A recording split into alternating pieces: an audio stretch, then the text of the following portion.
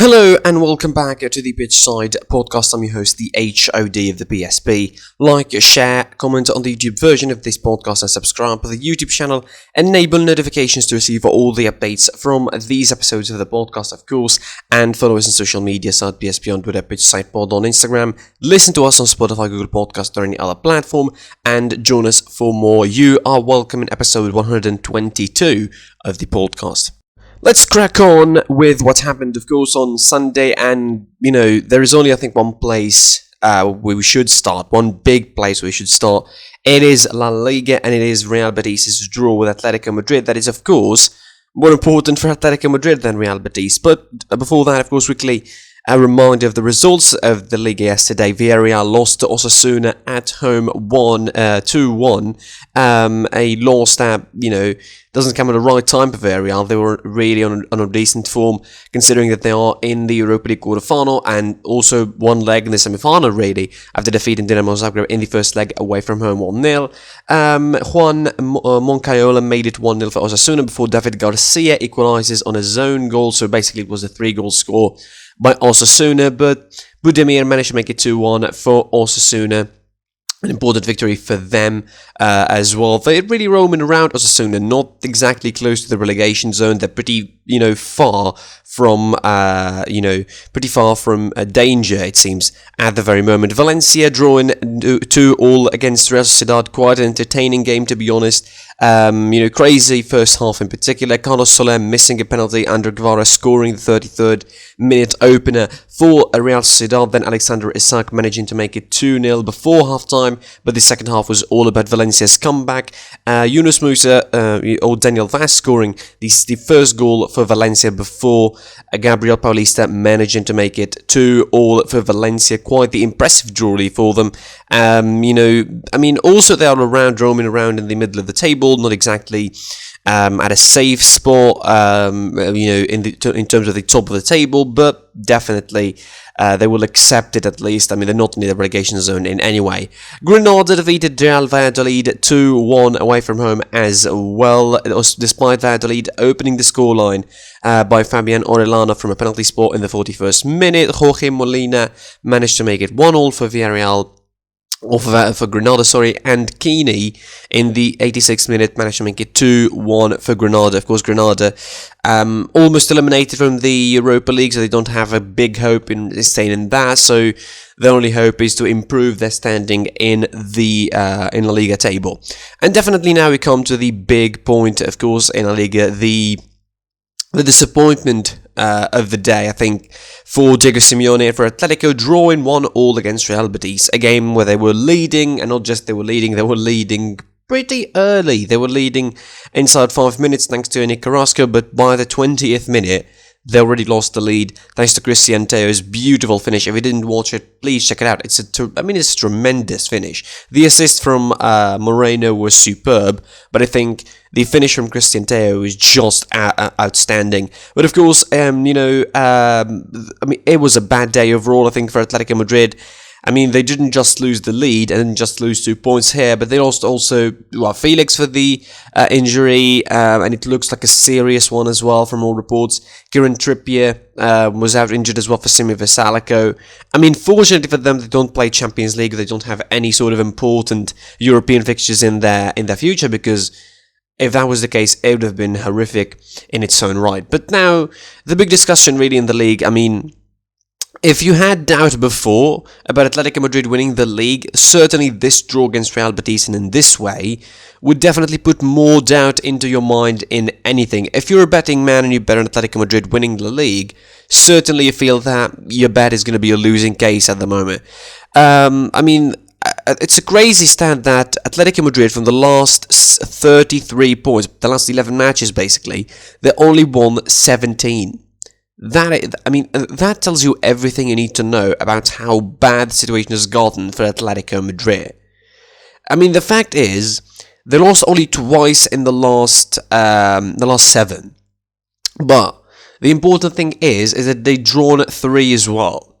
So you have to take into consideration the fact that they, in the last 8, they lost twice, they drawn 3 times, and they won 3 times. And even those wins didn't feel like the comfortable affairs that should have been. A win against Alaves that was hard, a win against Villarreal that was away from home, and we thought, okay, they're going to be, catching their breath, turning the result around against Athletic Bilbao and all of that. So for Atletico Madrid point of view, you can really see, you could see it collapsing. Like Diego Simeone is seeing things collapse in front of his own eye every day for Atletico Madrid. And, at the start of the season, let's face it, nobody really expected Atletico to be as dominant or as good as they were in the start of the season, or for a long part of the season. In January, they were leading by 10 and 11 points, and we were talking about they will run away with the title. But eventually, from out of nowhere, they shoot themselves in the foot. They not just go out of the Champions League, but they also go out of the Copa del Rey and, drop points unnecessarily a couple of times against Levante in the space of a week. And boom, you have a title race out of nowhere.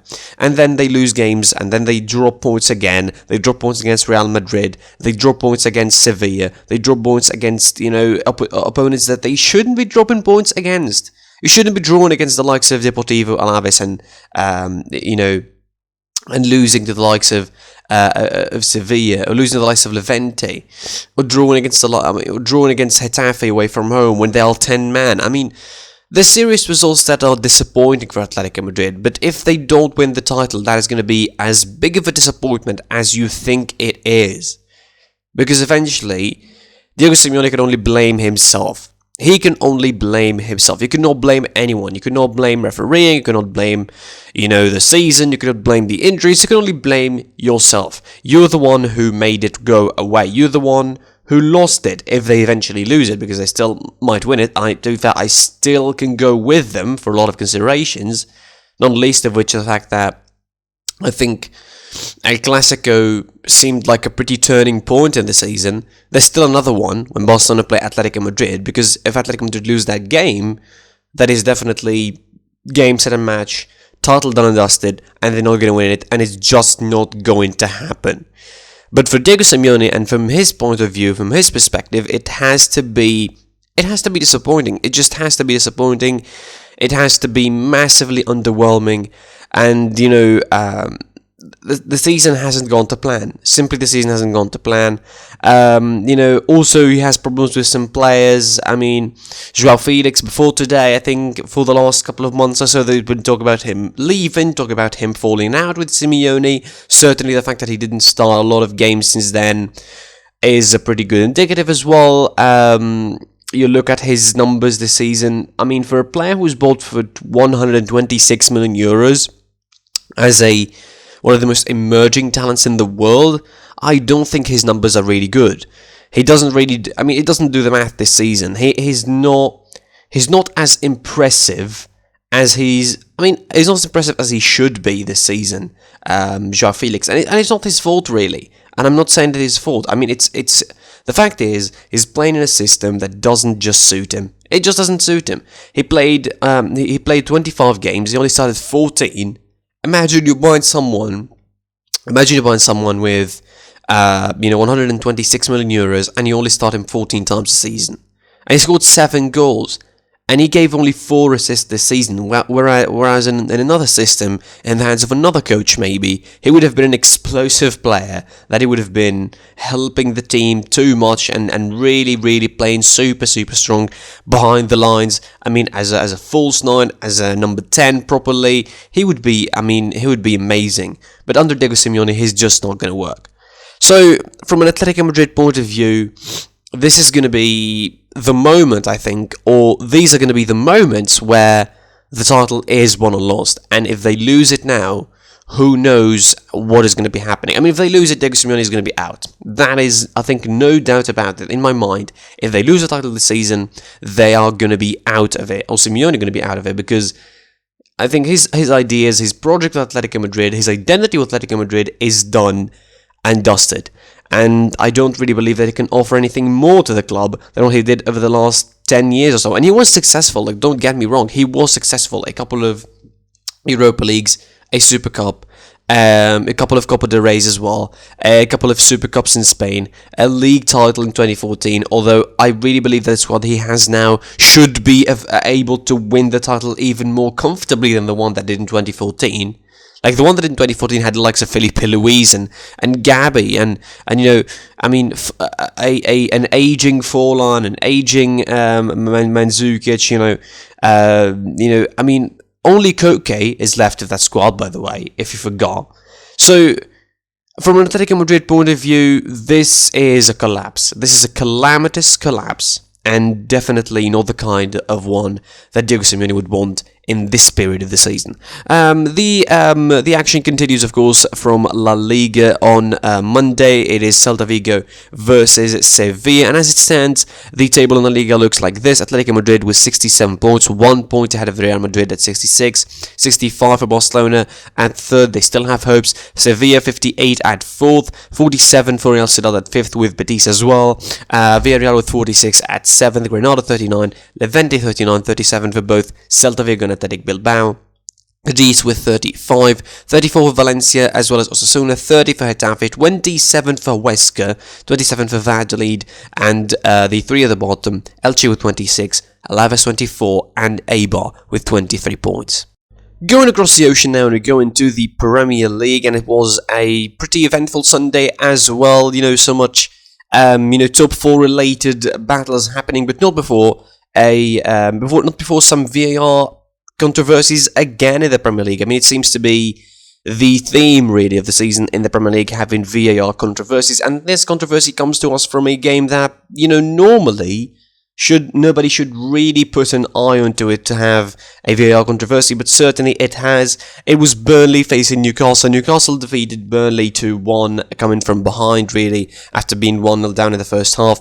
Thanks to Matej Vydra's goal, Jacob Murphy make it 1-1 for Newcastle, and then 64 minutes, Alain Saint-Maximin with the 64th minute, winner for Newcastle United. But that is not the story, obviously. The story of the game is the VAR decision, the no penalty on Sean Longstaff. If you watched it, I don't know, try to explain to me, if you watched it, how that is not a penalty. I don't know what is going on in the referee's mind. What was the idea for Anthony Taylor or for the VAR room there? And how they didn't call it a penalty, I don't really know, because Tarkowski had his head, or had his foot, right in the head of Sean Longstaff. How that doesn't count as a penalty, I don't know. Even if the ball is between them, this is dangerous play. This should be considered a clear and obvious error for VAR, and deemed it enough for VAR to intervene and to have their roles in this. I don't know.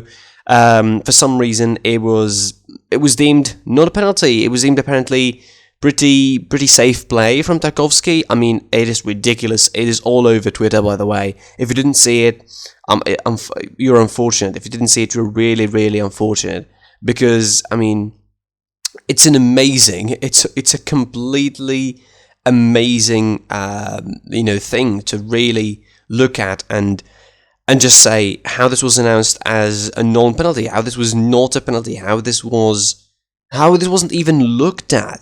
Like, how this wasn't even looked at properly by the VAR room and by the referee and announced as a penalty. But eventually, it will not matter in the grand scheme of things. The result stood for Newcastle. At least they're winning, so they might not complain as much. 3 points that will just, set them apart from Fulham at the bottom of the table. 6 points ahead of Fulham, of course. They're not exactly in a big worry of relegation this season. West Ham United had that worry of relegation, but last season, not this season, and they managed to defeat Leicester City 3-2 in a game that they weren't controlling. They weren't dominating, but they were leading, and pretty comfortably as well. They were leading 3-0 by 48 minutes. Jesse Lingard with a couple of goals in the first half. Brilliant finish for the first goal, and brilliant setup for the second goal, finding himself for a tap-in, and then Jared Bowen scoring the third goal in 48th minute, and you say to yourself, okay, this should be comfortable for West Ham. This is a collapse from Leicester, and there's no way for the comeback. But Kelechi Iheanacho managed to score twice in the last 20 minutes to give Leicester City a space and a room almost to make a comeback, but the time wasn't enough, despite the fact that they had 6 minutes in stoppage time. It is happening for the Hammers. It's happening, and they're going to be in contention for a top 4 spot this season. It sounds like a crazy idea on paper, but it is happening. It is truly happening. Leicester City are 56 points, West Ham are 55. They're just 1 point, and they could be even third by the end of the season. It is crazy to think that those two teams are going to be in the Champions League next season, potentially, unless something, of course, happens till the end of the season. The potential for disaster now could strike for Leicester City, by the way. From Brendan Rodgers, it seems like the perfect opportunity, the perfect time for him to just collapse and, completely flip the script and lose the plot in terms of keeping the top 4 chances, because that's what happens pretty much every season for them. The games that they still have are pretty easy overall. They still have some serious matches to play in the last couple of games. Of course, they still have United away, and they still have Tottenham and at home, and they still have a lot of big games, a couple of big games as well to play. But definitely, the majority of the fixtures and the run-ins that they have to play till the end of the season are pretty easy, and they should be have enough to even get some of the biggest, teams to drop points against them and to get 3 points of them as well. But of course, I think that shouldn't take us from the fact that we need to praise West Ham for the season they're having. We need to praise David Moyes for the season they're having. If you think about injuries, crisis low-key injuries for the sides that, for the big sides in Europe, you also have to think about West Ham United. They're a curious case in that as well. They lost, they lost the likes of Antonio, they don't have Declan Rice, they don't have Ogbonna at the back, and also in yesterday's game, they lost both Fabian Balbuena and they also lost Thomas Cresswell and Mark Noble for injuries as well, so there's going to be more injury list. And for a side like West Ham, the depth of the squad is important to even get to that top 4 conversation, let alone to play in the Champions League or in a European competition next season. Playing in the Europa League wouldn't be horrific at this point, it would be considered an achievement anyway, but playing in the Champions League is just going to elevate West Ham, and it's going to elevate David Moyes by comparison, and I think it's going to be David Moyes' biggest achievement, since giving Everton a place in the Europa League, some seasons ago and some years ago. So it definitely interesting for West Ham how they're going to be planning their season out. They're going to be finishing the season in the top 4 or not. Will it happen? It looks likely that it will happen, and certainly West Ham look like they have enough easy games in their way to stay in the top 4. Of course, they have a game against Chelsea coming on in the next couple of weeks, so we'll see about that. From a team that is surely going to be, or that has potential to finish in the top 4, to a team that looks like they won't finish in the top 4, and the talk here is about Tottenham. They lost again to Manchester United 3-1. It is half the scoreline from the first game for United, but it's double the revenge, I would say, because, it is a revenge against Mourinho, who strike back at Solskjaer after the game and saying all sorts of things about him and all of that, and giving him a mouthful after the game. But of course, the most important thing is the result. And for a game that Tottenham lost, they were pretty dominant, really. They were pretty controlling in the first half. In particular, United not sat deep, but certainly defended more than they should, and they usually do.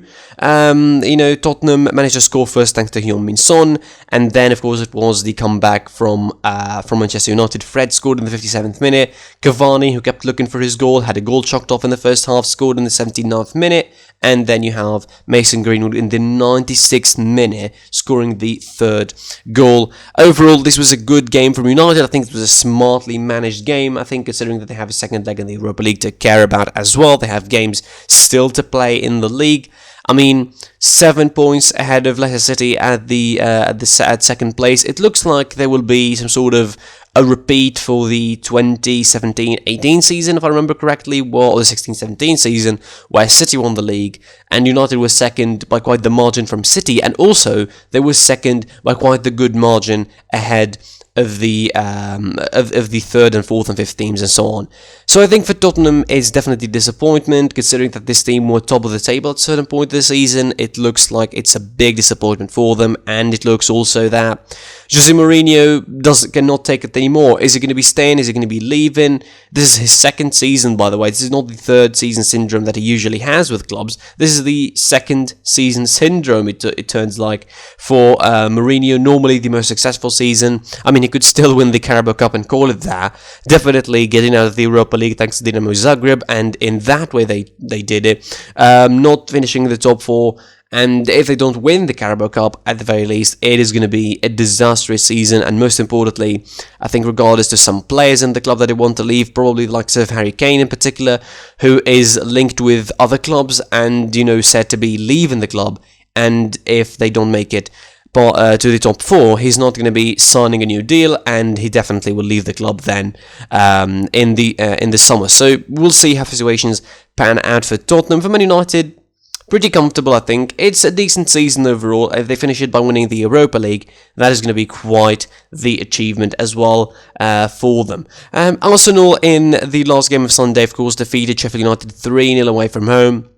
One-sided game dominated by Arsenal. A hat-trick from Alexander Lacazette on the day, or a brace from Alexander Lacazette on the day, and Gabriel Martinelli scoring in between the second goal to make it 3-0 for Sheffield United, who are destined to go down. Arsenal with 45 points at 9th, of course. They want to finish in the best way possible. They're still in the Europa League, although the draw against Slavia Praha in the first leg is putting them in a pretty precarious position, but we'll definitely wait and see how Mikel Arteta is going to deal with all of that. There's still, of course, action to be played in the Premier League on Monday. It will be West Brom Albion facing Southampton and Brighton Hove Albion facing Everton away or at home. The standings of the Premier League stand like this: City with 74 points, of course, Man United with 63, Leicester 56 points, 55 for West Ham, 54 for Chelsea, 52 for Liverpool, 49 for Tottenham, 47 for Everton, 45 for Arsenal, 45 for Leeds, Aston Villa 44,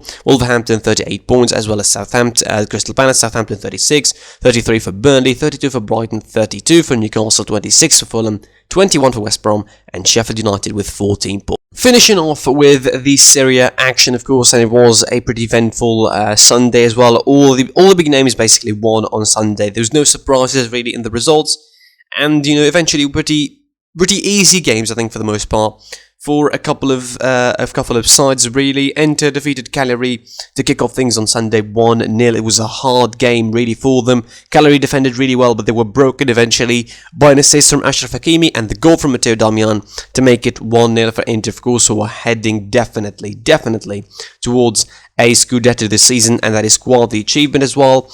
And considering all the circumstances that they had to deal with for Conte and for the team, the injuries, the COVID crisis, getting out of the Champions League that early and last in the group as well, not even making it the Europa League.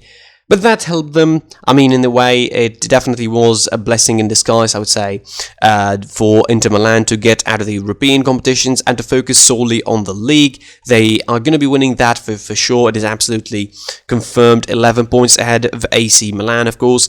And it seems like their season in Serie A, at least the investment paid off, the sort of effort that Conte put into buying some short-term players, really, and old players, definitely critical, and able. It is open for criticism how and why he's buying players like that, but surely it's getting the job done for Antonio Conte, and it's getting them the title that they always needed and craved since 2010.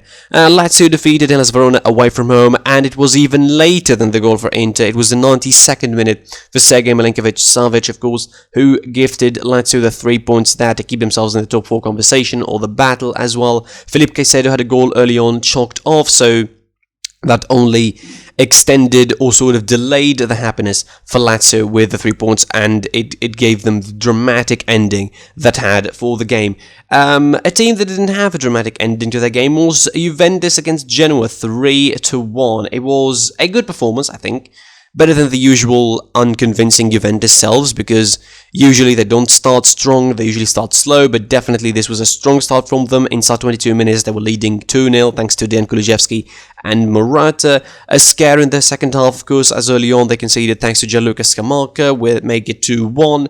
But then, of course, Weston McKennie came on from the bench, came on as a sub, and scored in the 70th minute to give Juventus the 3 points. Of course, again, to keep them in the conversation for the top four, and definitely, from out of nowhere, they could even finish second this season behind Inter. But surely, as long as they don't, win the title, it will be a disappointment. Anyways, I'd add that, of course, the disappointment of going out to the Champions League, and they still have a Coppa Italia final to play, so we don't know how things are going to be panning out exactly there. A team that's still in the top four places as well is Napoli, or in the contention at least for those. They are fifth at the moment. They played against Sampdoria and defeated them away from home 2-0. It took a bit of time to get going, but at the 35th minute, Fabian Ruiz made it 1-0 for Napoli, and then, of course, it took them a lot longer to make it 2-0 thanks to Victor Osimhen in the 87th minute. In between those, of course, a goal chucked off for Sampdoria that could have changed a lot of things,